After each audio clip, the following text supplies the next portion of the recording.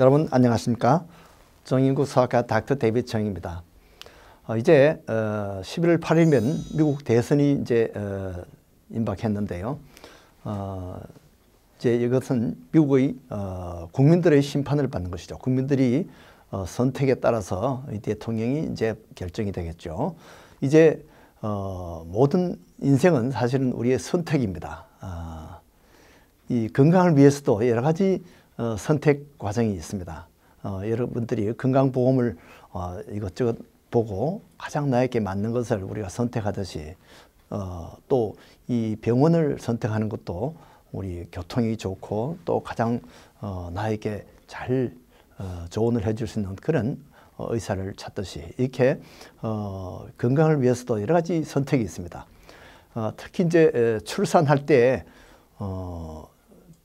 요즘은 거의 다 병원에서 다 출산하지만은 옛날에는 가정에서 출산하는 경우도 많이 있었습니다. 그래서 제 어릴 때도 가정에서 물을 끓여놓고 소독해서 이 낫을 가지고 탯줄을 자르고 이런 것을 제가 본 적이 있는데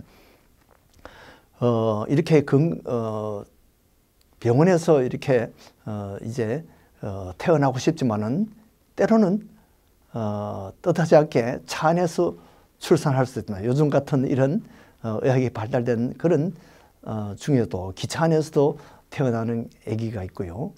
심지어 비행기 안에서 이렇게 태어나는 그런 경우도 있죠. 이렇게 원하지 않게 참 아기를 엉뚱한 데서 불리한 조건에서 나는 경우가 있습니다. 그때 가장 중요한 것이 이 탯줄 처리인데요. 보통 탯줄을 보통 태어나서 금방 이렇게 묶게 되는데 그것을 클램프를 만약에 1분 정도 지연하면 아기에게 피 양이 훨씬 더 많이 가서 아기가 건강하고 유리하게 작용한다는 것이죠. 그리고 요즘은 이 플라스틱으로 된 이 위생 클램프를 쓰지만 옛날에는 낫으로 그냥 묶어가지고 낫으로 잘랐어요. 근데 그 낫 속에는 이 파상풍균을 비롯해서 여러 가지 잡균들이 있습니다. 그래서 이런 세균 감염 때문에 아기가 나자마자 파상풍에 걸려서 병원에 오는 경우도 있었습니다. 그다음에는 이 탯줄을 어떻게 처리하느냐. 요즘은 거의 다 버리는데요. 근데 이 탯줄에 있는 피를 그것을 또 모아가지고 보관하는 은행이 있어요. 그것을 cord blood banking이라고 합니다. 탯줄의 피를 왜 모으냐 하면 거기에는 보통 우리가 피보다도 줄기세포가 많습니다. 그래서 이 줄기세포가 나중에 혹시 우리가 백혈병이라든지 또는 무슨 암에 걸려서 우리가 골수 이식이 필요할 때 이것은 다른 사람의 피를 보다도 자가 이식이 되니까 이것이 가장 건강에 좋다 이렇게 해서 자 그다음에 이 선택사항은 신생아의 영양을 결정하는 겁니다. 모유를 줄 것이냐 분유를 줄 것이냐 그래서 한때는 이 분유를 주는 것이 부유층의 하나의 유행이었습니다. 그러나 요즘은 이 모유가 훨씬 분유보다 더 건강에 좋다는 그런 여러 가지 장점이 있기 때문에 모유가 이제 많이 또 수요를 합니다. 그 모유가 어떤 것이 좋으냐? 우선 정서적으로 이 안정이 됩니다. 아기가 딱딱한 젖병에서 빠는 것보다 이 부드러운 젖가슴에서 엄마의 젖가슴에서 직접 빠는 것이 정서적으로 좋다는 거죠. 그리고 위생에 좋고요.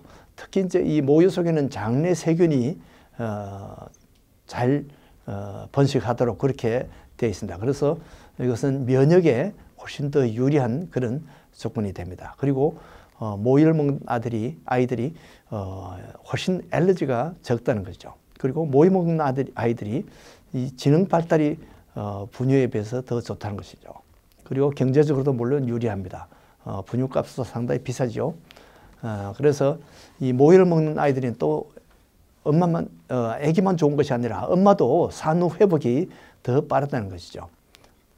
그리고 이 모유 먹은 아이들이 이 빈혈이나 치아 충치 같은 것도 더 적다는 것이죠. 자, 그 다음에 남자아이가 생겼을 때 선택사항이 포경수술을 하느냐 안 하느냐, 이제 그것을 가지고 결정을 해야 됩니다. 포경수술이 처음 날 때 하면 간단한데요. 나중에는 마취를 해야 되고 상당히 복잡해서 요즘 비뇨기과 의사들이 다 포경수술을 잘 안 하려고 합니다.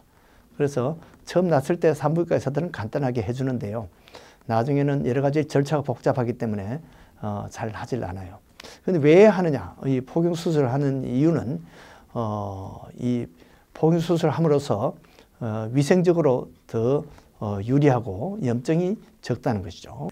세균 감염, 특히 이제 이 에이즈 감염에 대해서 많은 관심을 가지고 있는데요.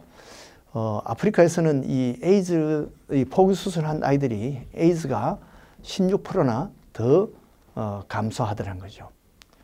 그래서 이것이 훨씬 더 유리하다고 하는데, 실제 아프리카는 워낙 에이즈가 많기 때문에 그런데요. 그것을 우리하고 적용하기는 어렵죠. 우리는 아직 에이즈가 아주 드문데 그것 때문에 포경수술을 하기는 어렵죠. 근데 어떤 학설이 하면 포경수술을 한 아이들이 음경암이, 그러니까 고추에 생기는 암이 훨씬 적더라는 거죠.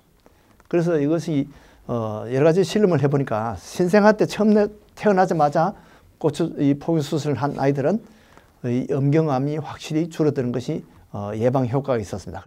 그 다음에 이제 여자아이가 태어났을 경우에는 이 대변을 닦아줄 때 보통 자기 습관에 따라서 밑에서부터 위로, 그러니까 뒤에서부터 앞으로 이렇게 닦는 그런 경우가 있는데, 그런 경우에는 실제 이 방광이나 소변 쪽으로 염증이 많이 생깁니다. 그러니까 방광염이나 이런 요로 감염증이 많이 생기기 때문에 앞에서 뒤로 닦는 것이 가장 유리합니다. 그래서 여자아이들은 그러니까 위에서 밑으로 또는 앞에서 뒤로 닦는 것이 가장 좋습니다.